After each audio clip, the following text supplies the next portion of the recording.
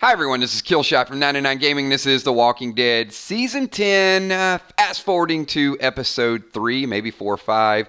We're going to talk about the beta versus gamma dilemma that's out there. Might not be a literal fight, but it could be a literal fight. And many of you have sent me some ideas, some suggestions of how you think this might go down.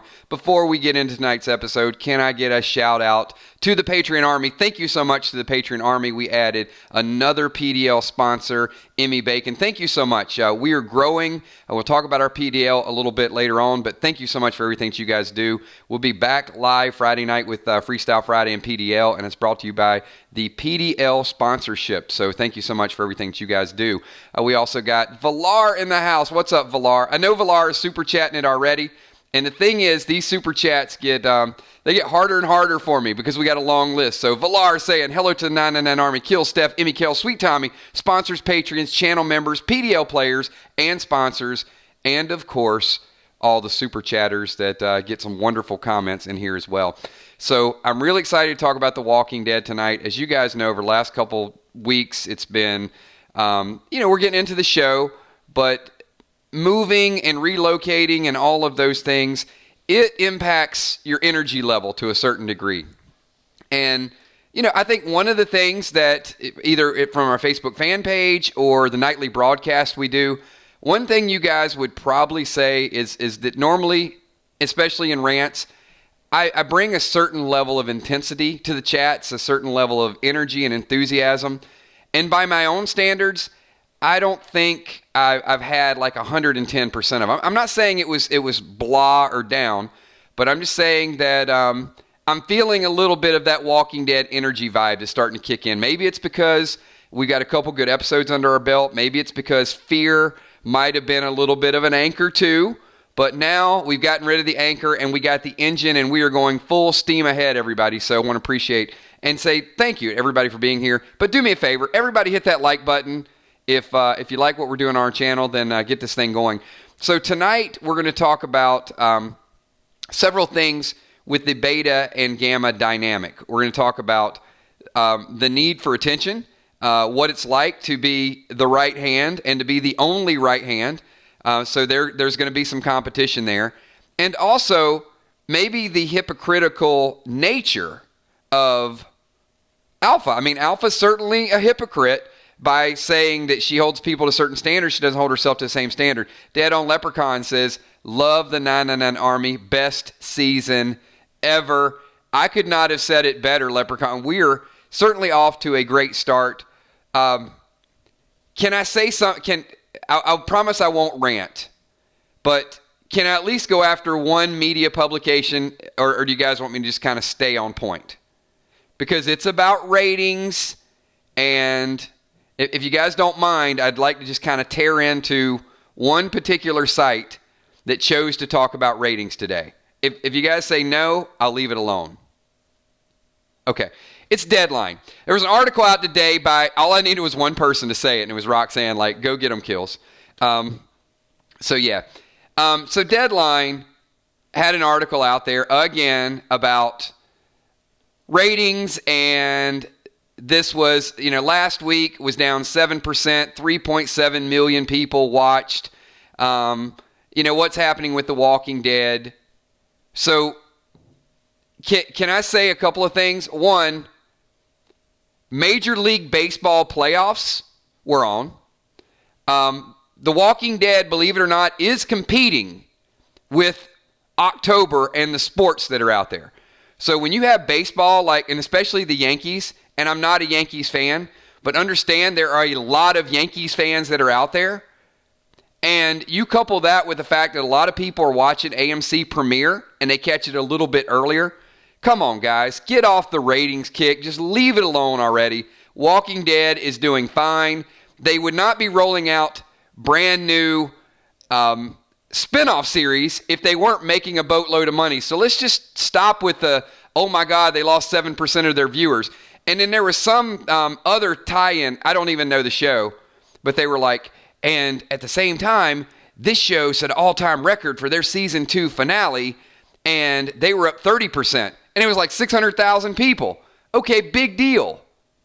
600,000 people, I mean, people are going to watch other shows. That's all I'm saying. All right. Rant over, everybody. We're still here. Sorry, you might have lost a few viewers, but the real Walking Dead fans are always going to be here. So absolutely, Vlar, they are crazy, nuts. Okay, back to the topic at hand.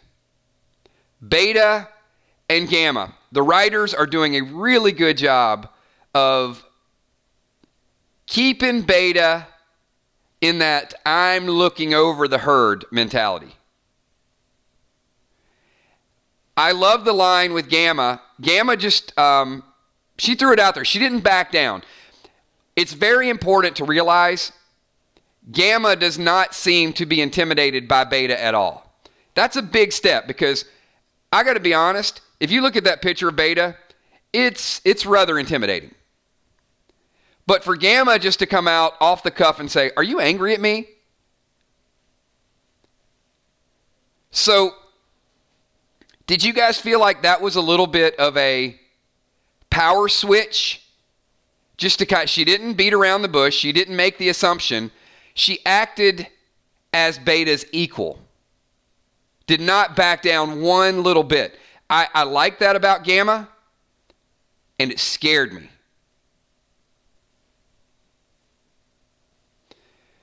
In addition, Beta says, he has a nice comeback, right? He says, "I feel nothing for you." And give me a kills coin if you can, the first person that can tell me what Gamma's response was, at least get close on it. When Beta said, "I feel nothing for you," what did Gamma come back immediately and say to Beta?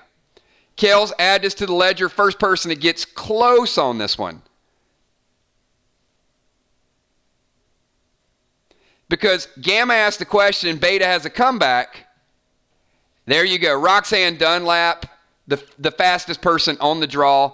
Neither do I, just as Alpha wishes or expects or something along those lines.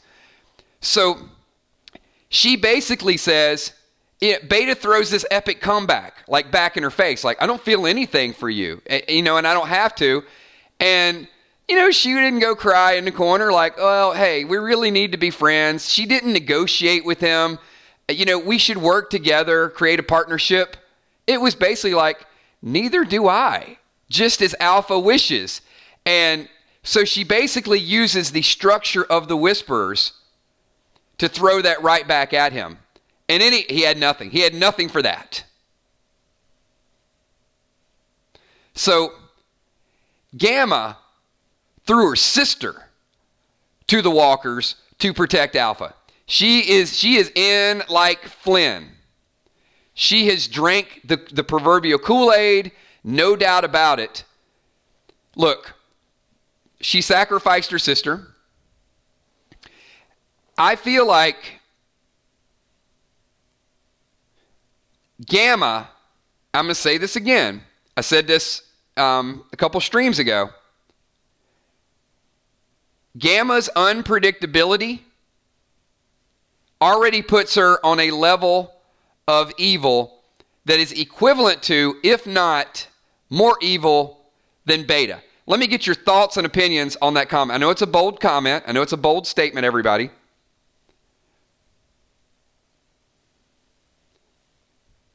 But I want to see what your Gamma meter is at this point.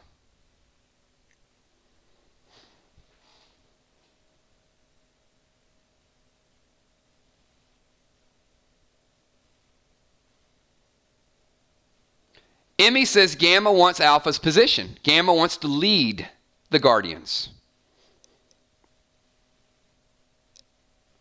Very possible, Emmy.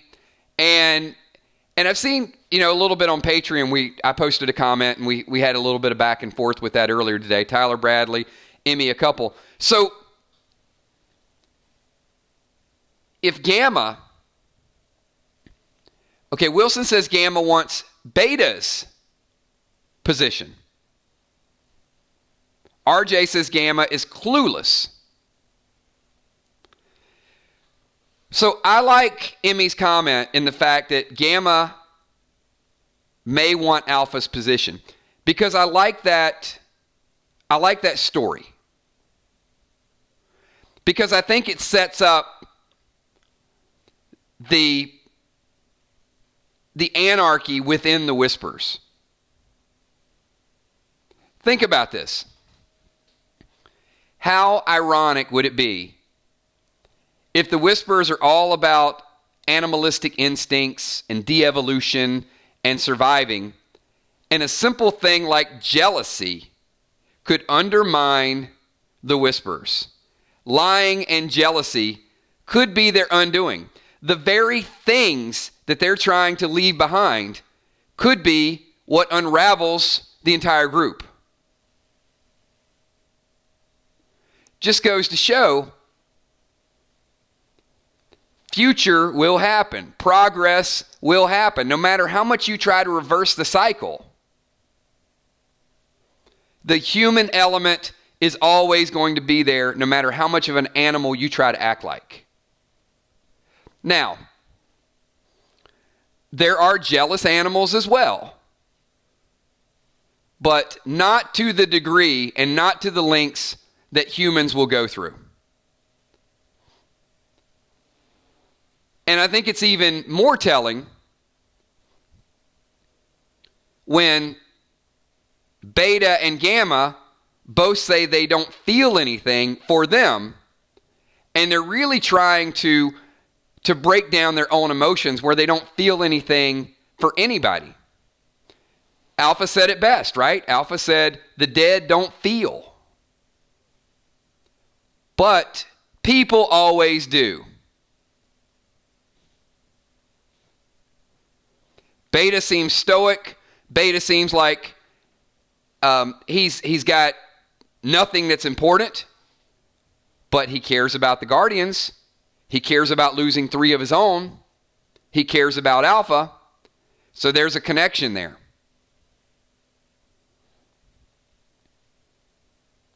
So would it be fair to say that if we compare Alpha, Beta, and Gamma, who seems to be the person at this point that is least attached to anything else? Think about that for a second.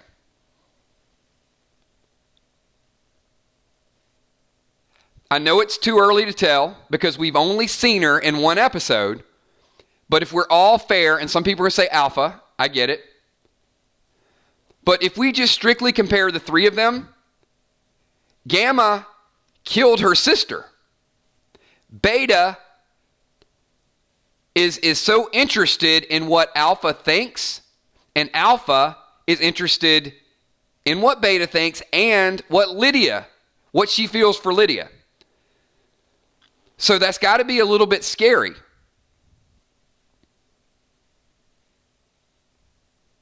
So strictly based on those comparisons, who would be the better Alpha? Who would be better at, based on just what you've seen, who is the most emotionally well positioned to lead the whispers?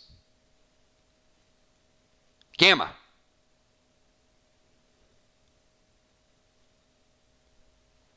So she's certainly working her way up the ranks. She has no ties. She does things better than the founders of the Whispers. The Whispers had this concept, and it's have no emotion. It's walk with the dead. It's do all of these things. So Gamma came into their system and is almost perfecting their system. Wilson super chatting and says, if Lydia was still in the Whispers, would Gamma still be trying to be Alpha? Well, Wilson, I think that's a tough hypothetical. If there's so many different elements to that question, it's tough for me to give you a straightforward answer on it.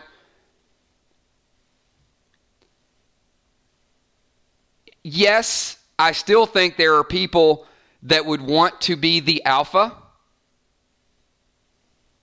but Alpha's attention would be to Lydia, who would be the natural heir, I guess. Here's the other thing that I think we can't gloss over. What happened to the last person that wanted to be the alpha or challenge the alpha? Easy answer to this, but I got to get you strictly into the context, because I want to remind you about how brilliant this play could be on Gamma's part. So the last person that stepped up, and look, we know there are people within the Whispers that don't want Alpha to be leading. They want a different life. They're tired of this lifestyle. We don't know how many, but we heard them talking about the livestock. We heard, how that goes. So if Gamma was there at that time, and I don't know how long Gamma has been with the pack, but assumably Gamma was there. And if she didn't, she probably heard about it. What happens to people that challenge Alpha? It was not a fair fight, for one. Now, if it was a fair fight, the lady challenged Alpha might have had a shot. But the odds are stacked against her. And if you challenge the Alpha, you got to go against the odds. Gamma found a way to get in the inner circle, probably because she knew, you know what? It's not wise to challenge Alpha. You challenge Alpha, you're going to die. But if you protect the Alpha, then you have a little influence on the group, and you establish that trust. Now, if that is her MO, if Gamma, I would first of all say, Gamma is cold. She didn't care about her sister. The writers did a good job of making that point. Does anybody here think that conversation between Gamma and her sister was just completely random and filler when her sister said, Gamma says to her, I should have left you behind? That was intentional to really paint Gamma's lack of emotion. And not only once did they bring it up, after her sister met with Alpha, Gamma says, well, what was it like? It's peaceful. She's very calm. And then she has all this clarity, and then her sister asks Gamma again and says, did you mean what you said about you wish you left me behind? That was her opportunity. She could have said, I was upset. She rolled over and said, get some rest, sister. She did not back away from that position one bit. So twice she had the reference. She's completely stone cold when she talks to Beta. I'm afraid of her. I'm afraid that she gets it more than many of the other Whisperers get it. Now, if I'm afraid of her, and Alpha's not afraid of her, who possibly could be skeptical and who could be afraid of her? Narrows it down to one big person. And we're going to go through a lot of emotions tonight. We're going to get a lot of your thoughts and a lot of your opinions. Now, if Beta is afraid of her control and is skeptical, would it be fair to deductively reason that Beta lied to Gamma when he said, I feel nothing for you? Okay? If he doubts her, if he's curious of her intentions, and look, I'm not trying to be a wordsmith here, but I certainly think words have meaning. So Beta has a certain amount of reservation about Gamma, but he doesn't want to play his hand. So beta's got the poker face, right? Doesn't want to give himself away. Which takes us back to who is playing who. Gamma asked him the question because she already knew how he felt, just to get him to comment. So she knew exactly, and I'm not trying to make Gamma into more of a psychological whiz than possible, but I have to tell you, watching her character develop, this is what I felt happening real time. Like, Beta is a big protective thug, and Gamma is just a psychological whiz playing him every step of the way. Ha! I killed my sister. You probably wouldn't. Look who Alpha likes better. Ah, are you angry with me? I feel nothing with you. As I with you, as Alpha wishes it. So taking everything he says and just completely balling it up and throwing it right back in his face. Like, you might be the big tough guy, but I got a number on you. I got you figured out. I'm going to jump to a couple comments here because you guys got some amazing comments in this stream. So Crystal Singer Chick Gore says he doesn't want her to think he has any thoughts about her. That makes him appear as if he's completely confident in his position. However, I think she sees right through it. Movie Star says Alpha is in trouble if Gamma senses weakness. It's another good point. Dead Shred, are Alpha and Beta physically involved? It's kind of important, but we really don't know. I would probably say yes. But let me put it this way. I mean, in Dead Shred, I'm gonna keep it on the fairly level here. I think I would have to go to Bloodhound Gang. You and me, baby, ain't nothing but mammals, so let's do it like they do on the Discovery Channel. I think it's completely emotionless, meaningless, animalistic urge. And I think they thrive on that because that's the way it is. That's the way animals are. And if there's an animalistic instinct and not a passion instinct or not a love element to it, I think there's a connection there. But you know what? If Alpha wanted to get her freak on or get her groove on, I don't think Beta. I think it could be whoever she wants. Whether they'll ever tell that story, I don't think it's a story that the TV audience is really there. But my assumption is if they're going to act as animals, they're animals. Now, if it's something that is different for you, then certainly you could have that play out.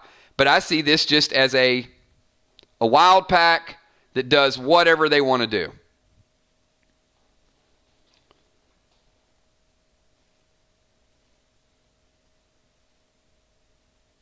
That's, you know what? You asked the question, so I'm just going to give you my completely unfiltered take on that question. Wild animals are going to do what wild animals do. Now, back to Gamma.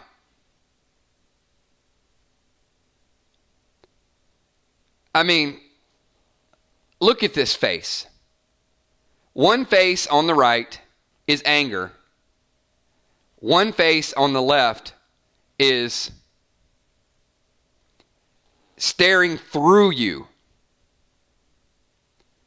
I can tell exactly what the face on the right is about to do. That person wants to rip my head off. The person on the left might want to outsmart me, might want to cut me, might want to kick me, might backstab me. The one on the left, I have no idea what that person is capable of.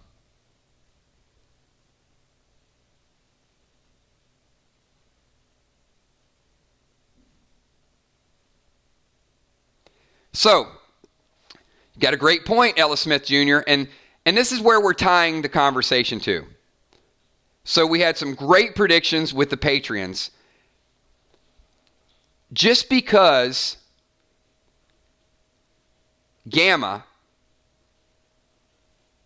is showing no emotion, just because she may be an incredible heir to the throne, does not mean that Alpha and Beta will allow it.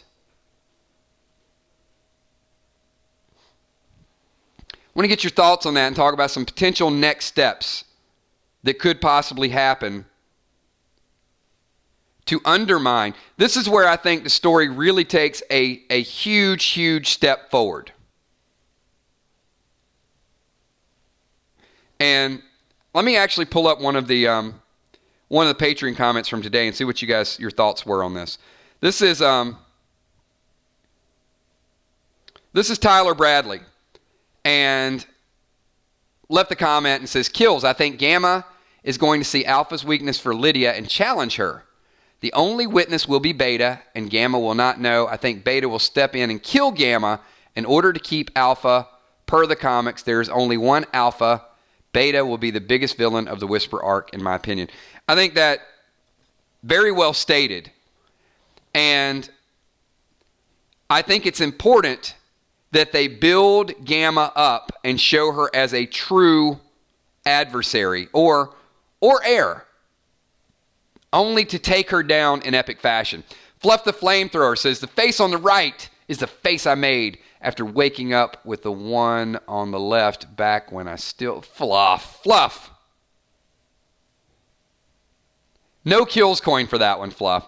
And E. Beach, "Good evening, Army." So a much less controversial statement. And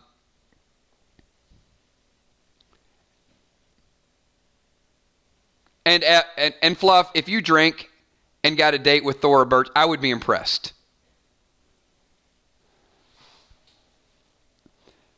So Viola McGowan agrees. So how many people think that Gamma will rise through the ranks, challenge Alpha because of Lydia,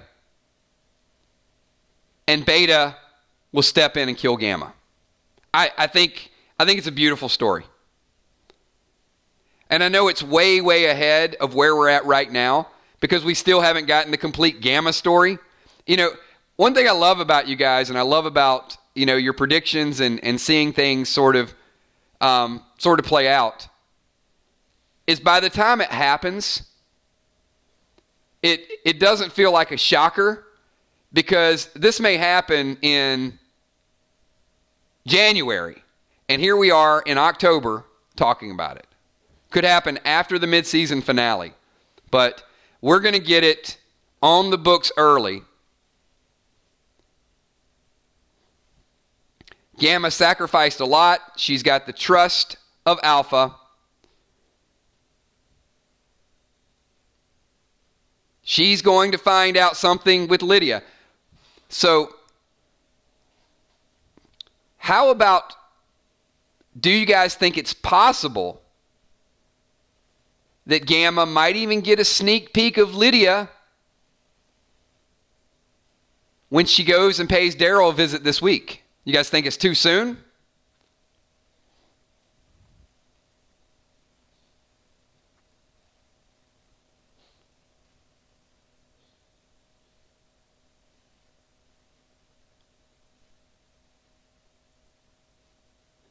I mean, she is coming to the gates.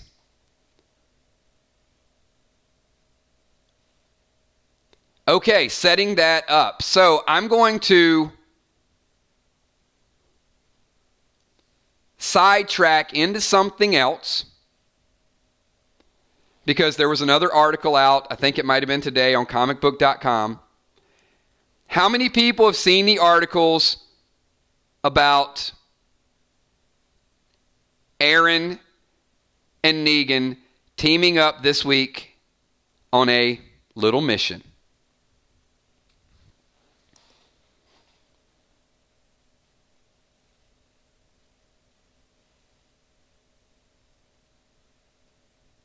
Get a few comments in here. Hopefully you guys have seen that.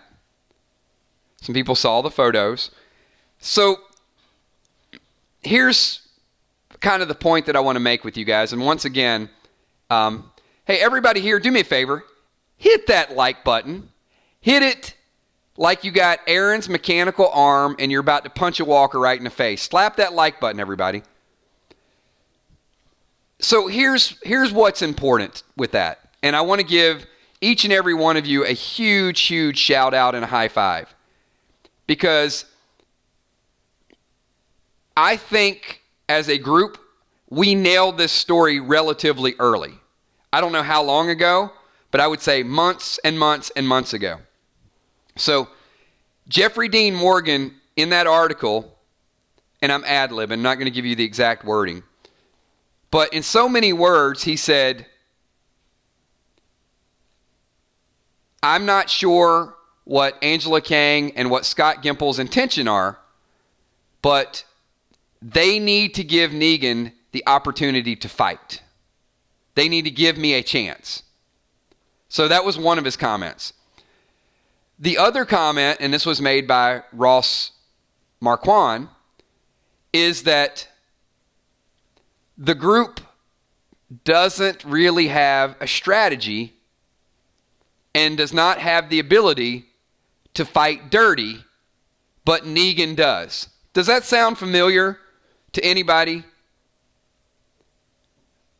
How long have we been calling for the redemption of Negan only to let him straddle the line to help when needed and to fight dirty when needed? I mean, is that not almost exactly where we pin the tail on the donkey? I mean, it certainly sounds like what you guys and what we've discussed for months and months and months. So this week,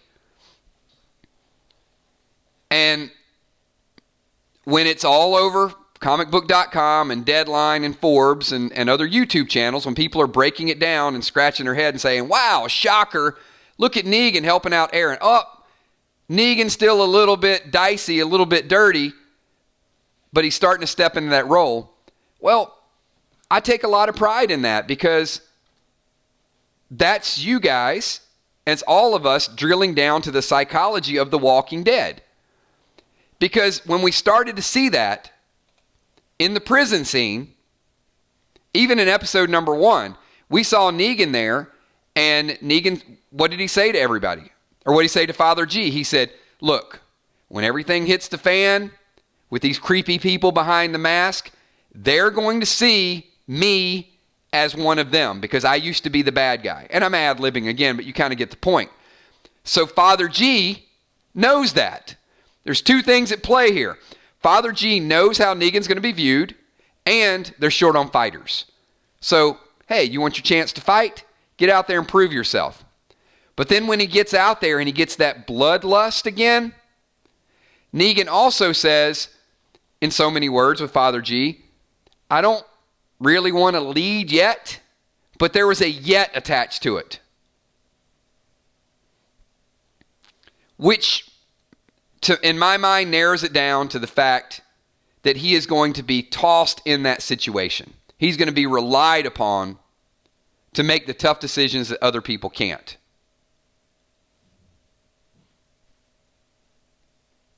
Now, lo and behold, there was one more major prediction, and I still think this is going to come true regarding Negan. And the first person, because it was a very touchy topic, there's your clue, first person that can tell me what and how it is, I'm going to give you a Kills coin for our Freestyle Friday. I love doing streams every night because we get to give away a lot of Kills coin. Wait. Emmy cheated. Emmy just cheated. How did she get that before I finished my whole sentence? There you go. No. Emmy has like the Ben Stevenson mode tonight. You know, that quick kills connection? It's absolutely. Because how many of you raise your hand, speak up if this is you. How many of you remember the stream we did almost a year ago when we said that the audience is not ready for Negan to have Lucille? How many people remember that stream? We said it's just going to bring back memories of Glenn. It's one thing to redeem Negan, but you can't redeem Negan with him holding a bat.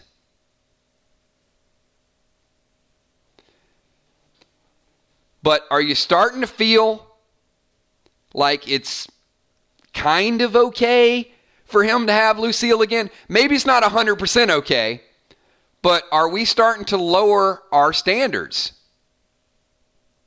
And saying, wait a minute, maybe Alpha needs to be Lucille'd. How many people here want to see Alpha get Lucille'd by Negan? How many people are totally cool with it at this point? Give him the bat, let him go out, let him beat Alpha down with it.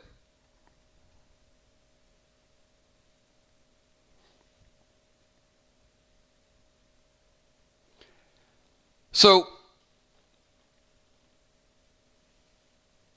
Blood Eagle says, would you feel comfortable seeing him in a leather jacket, Kills? Now you're getting somewhere. I love the question.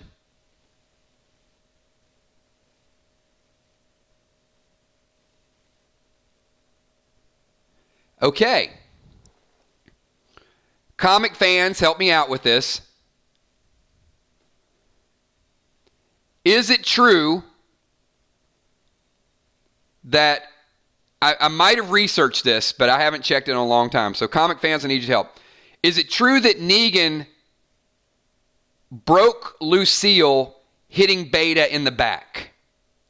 Is that the way it plays out in the comics?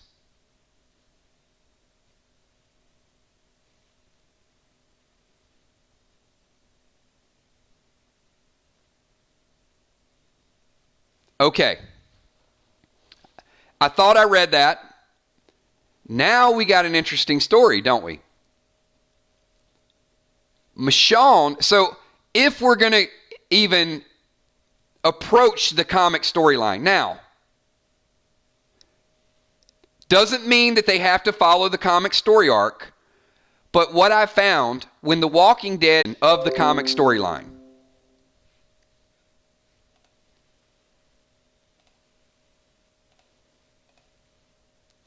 All right, hopefully you guys F5 it, everybody. Hit the F5 button. We're here. When it goes step by step, now look, he could still break the bat on Beta's back. And I'm not saying it would be a total shocker,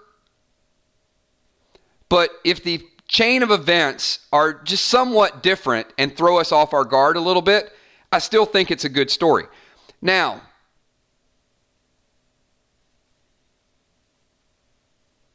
Lur the Purr says, I'm fine with that. And Lur, I respect that. But some people still have this visual image and say, no, I don't want to see him in the jacket. I don't want to see his slick back hair. I don't want to see him wearing the red bandana. I don't want to see him holding the bat. But I'm going to draw a parallel.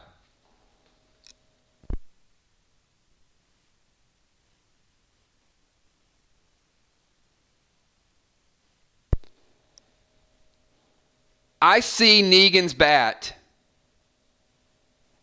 as Superman's cape.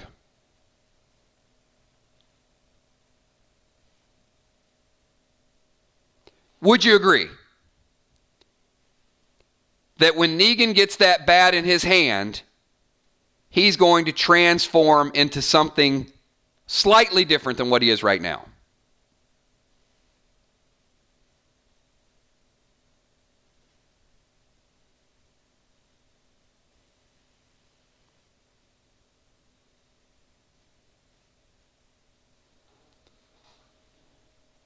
Okay. Now, Who gives him the bat?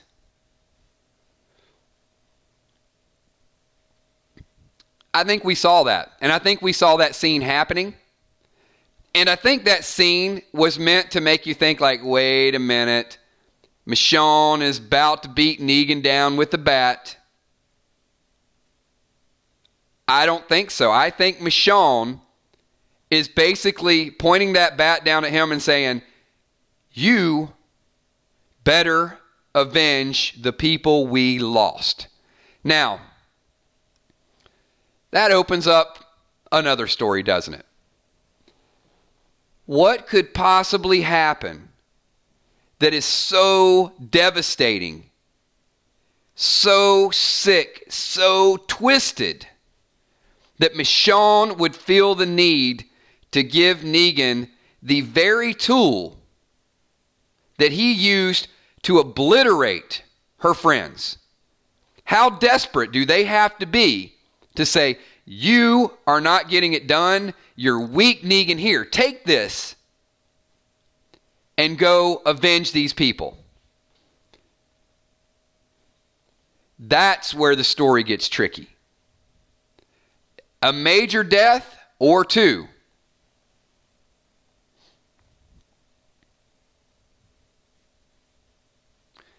Well, we know that there was a little lip service between Ezekiel and Michonne. We know, based on Angela Kang, that it was a little bit more than a friendship kiss. Right? We've heard that clarified. So that growing bond with Ezekiel, and now you guys are starting to get to it. But hold on. We need to take it a step further. You know, tonight, normally we funnel it. Tonight, we're going step by step down into the basement. So instead of the funnel theory, we've got the step theory, because we're taking it one more step.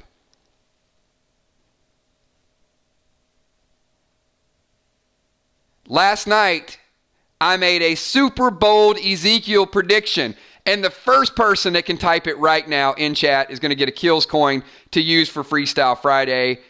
PDL, it's got to be used on Friday night, your choice. But my bold prediction from last night is that first step with Ezekiel.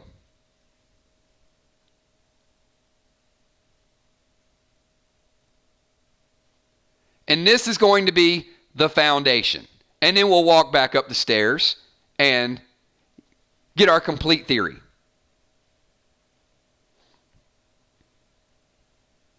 Oh boy, we're about to find out who was listening last night. Come on, guys, don't disappoint me. Let's see it.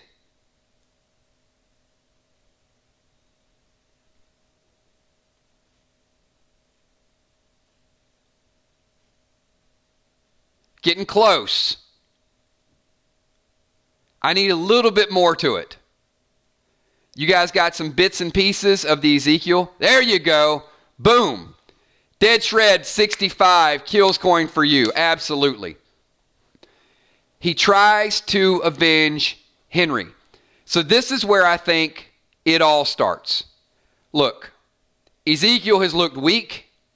Carol has looked broken to a degree. Their relationship quite possibly ended because of what happened to Henry, and it was too much for them to handle. They weren't prepared. You know, there's not marriage counselors that they go through. They're dealing with the loss of a son. And Ezekiel and Carol talk in passing. Ezekiel cannot die as a wimp. So I feel like Ezekiel is going to make that move. That Ezekiel is finally going to say, just like many of you would do. Many of you, if something happened to your child, you're not going to sit back and live in peace. And then you lose your significant other over it. It's like, what is there to live for? Just to crack jokes with Jerry? No. Zeke needs a purpose.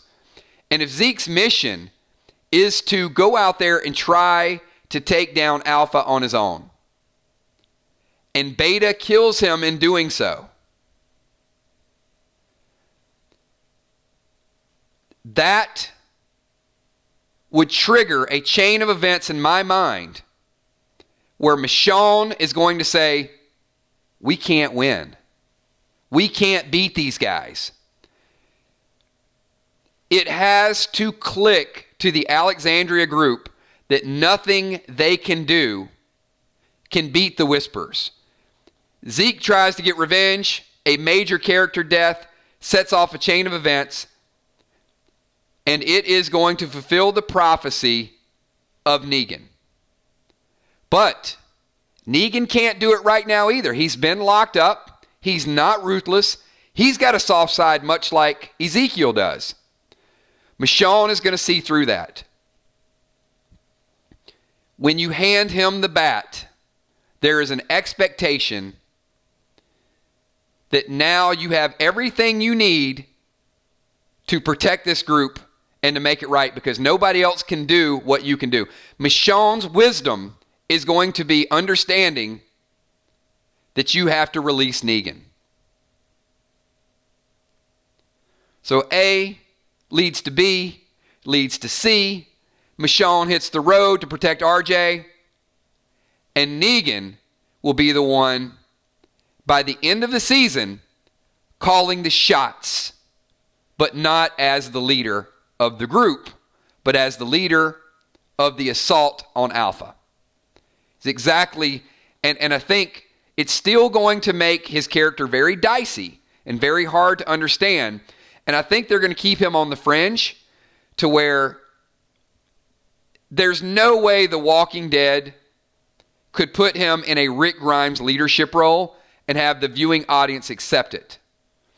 But I think there's every possibility that The Walking Dead could put him into a general role and have him stand off toe-to-toe with Beta, with Alpha, with whoever. Now, one other bold prediction I'm going to put in there as a caveat. Because superheroes always need their utility belts or their secret devices to make them superheroes. I think we're going to get to see Negan with some Lucille, and I would not be surprised if he does break Lucille on Beta, and he has to find a different strength that is not Lucille. I don't think Lucille's going to make it past this season. I don't feel like Lucille is going to be something that we're going to see in season 11. And I think Negan is just going to have to find that vengeance and that power without holding the bat. I think that's another interesting storyline that we're going to drive this season. Now,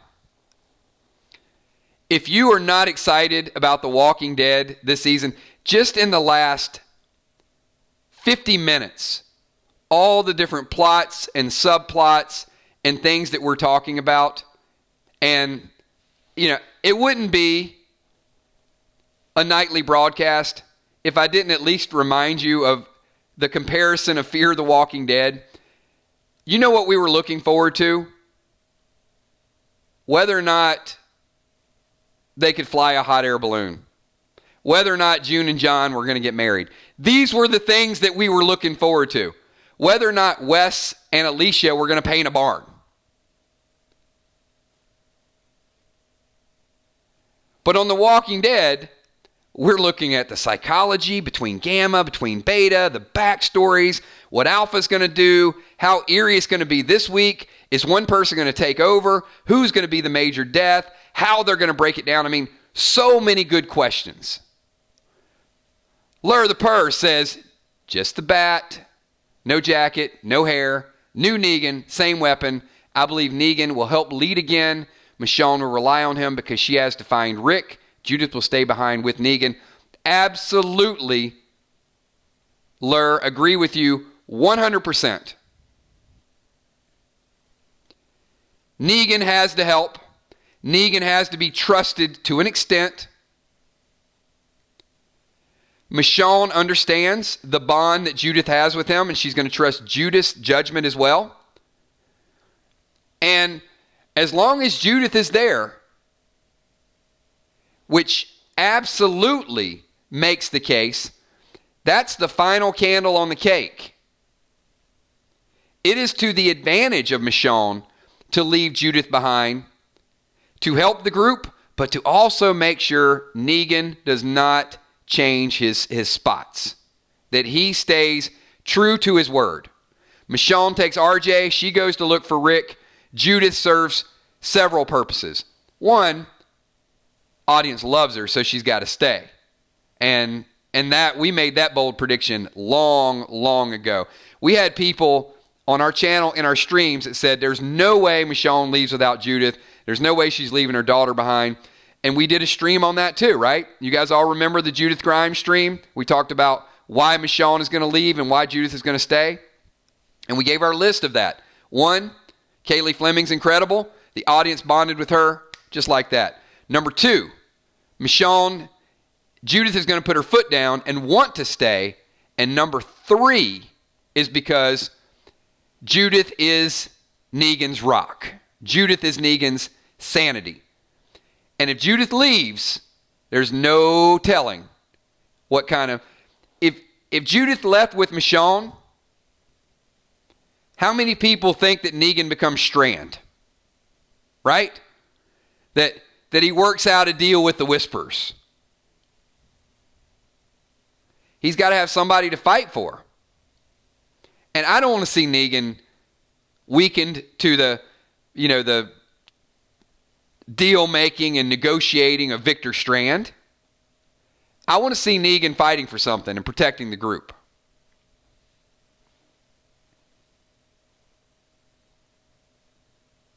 So, excellent points, everybody.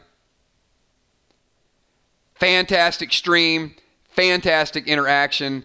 We are at about 52 minutes. Once again, I'm going to ask one more time. We got a great crowd here tonight. You guys do me a favor. Hit that like button. If you like talking about The Walking Dead, we're going to be back here tomorrow night. We got another Walking Dead topic tomorrow. Then Thursday night, we got bold predictions. And then Friday night, we got Freestyle Friday, Play Dead Live. We're doing something brand new for everybody. We're doing King of the Hill. It is going to be interesting. It's going to be unique. Really looking forward to getting everybody involved in that. We got David, the timekeeper. Timex in the house. Just wanted to say, love the Army and Kills as a host. Thank you so much, Rolex. Appreciate that support. Appreciate that super chat. I'll extend one more time. Hopefully, you guys will be with us also at 8 o'clock on Friday night. Hang out with us for a couple hours. Play Dead Live. And then go watch Walking Dead premiere late at night or watch it early Saturday morning. Because 11 o'clock Saturday morning, we're doing our brand new episode. We did it last week. It was a great turnout. We're doing Saturday spoilers. So for those of you that watch it late Friday night, that hang out with us, can we get that person blocked? That PT guy. Get rid of them. Thank you.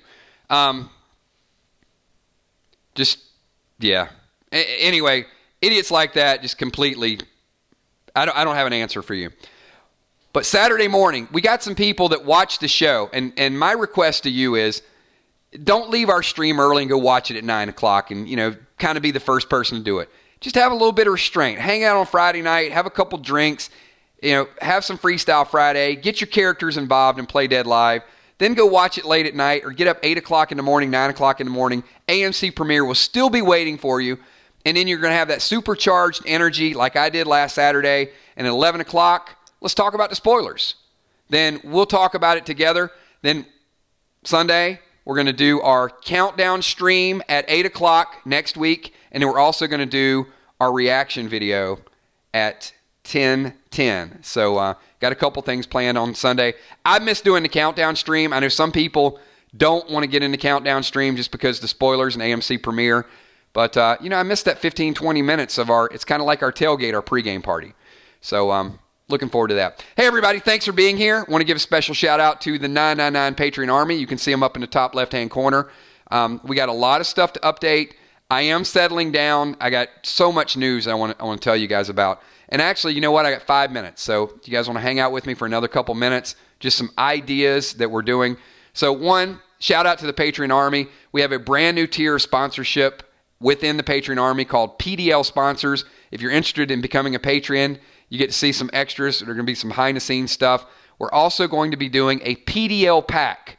It's going to be starting the first quarter of 2020. So that PDL pack is going to be like a mega box. It is a custom branded box with some neat artwork on top of it. It's going to have some PDL, various things. Could be t-shirts, could be custom dice. But one thing it's going to have is some printed copies of our modules, of our scenarios. So these Friday nights when we're going through these things, these are not just made up at the drop of a hat. These are written out modules. So some of the original raw versions of them, I'm going to be putting those in the PDL pack box and sending them out to our PDL sponsors. So just, as a thank you for you guys for everything that you're doing to support these scenarios and make it happen. Also, want to give a shout out to my green team. Where's my green team? You guys can see those. We got 20 some odd members that are 6-month channel members. I know the thing's not updated in top right-hand corner, but see those little badges besides everybody's name? So if you take your cursor and, curse it over there, Walking Dead Nerds, you can see she has been a channel member for 1 year and 6 months. So we got a lot of longevity. Love you guys that have been here for a long, long time. We got people that have been here for 2.5 years, either as patrons or sponsors. So just a lot of long-term support with our channel. Also, the moderators, Emmy, Steph, Tommy, Kels. And I want to give a special shout out to our super fans of the month. That's Emmy, Steph, Tommy, and Kels. So green team, if you guys can show them up on the screen, absolutely love that. And the super chatters. Super chatters, with random comments, keep the chat fresh, exciting. Anyone that super chats whatever we're talking about, I will pause what I'm doing and I'm going to acknowledge them because, a lot of times it's a valid point and it's something they want to get included in this and they want to highlight it. So absolutely love our super chatters as well. And if you guys do Freestyle Friday, you know that sometimes we'll be in the middle of a scenario and it looks bleak, it looks dark, and someone will super chat a solution. And that's how playing live is going to gradually change scenario. So really quick, so you guys have an idea what we're going to do with King of the Hill. We're going to take 8 random people, and we're going to start out at the bottom of a building. 2 people are going to be battling head to head. The winner will advance to the next floor. Those 8 people are going to be randomly seated on 8 different floors. So if you're chosen, Gina Crockett, you might be on floor number 3, so you're going to have to wait your turn. And then whoever's battling on the lower floors, when they get up to your level, you got to already have a plan. So it is a battle to the finish. Whoever wins goes to the next level. One person will rise to the top. We will only have one winner, and they're going to have weapons. They're going to have a lot of things to use. Once we get started, random weapons will be assigned. But here's the deal. The higher you are ranked, so if you're up on floor number 8, the weaker weapon you're going to have. So you may get something pretty strong at the bottom level, but that means you're going to have to get through 7 different events to get there. So creativity, ingenuity, all of those things are going to go into play. Really looking forward to rolling this out and getting your thoughts and your comments on that. So be here tomorrow night. I'll give you a few more hints, a few more tips, a few more ideas of how we're going to play the game. But thank you so much, Lure the Purr. Appreciate that. Thank you. That's awesome. I'm putting a lot of work into this Play Dead Live, so I absolutely hope you guys are enjoying it. Any particular weekly scenario is somewhere between 8 and 10 hours worth of preparation. There's a lot of ad-libbing that goes on with it as well because you guys are very creative and sometimes you guys like to throw some curves. But, get involved, have a good time. And if it's something that you would like to see, shoot me some feedback because these play tests really are for kind of ironing out all the bugs and getting everything fixed. I guess you don't iron bugs. Ironing out all the kinks and getting rid of all the bugs. Everybody's going to be like, Kills is ironing bugs, cruelty, PETA, call them. No, but getting everything kind of fixed. That way when we play it live in January, we have character record sheets, players' handbooks, monster manuals, all of those things. It'll make a little bit more sense. So, hey, thanks for everything that you guys do. I will see you all at 9:30 tomorrow night. We're at 59 minutes, so we got 1 minute extra. Thanks. See you then. Peace.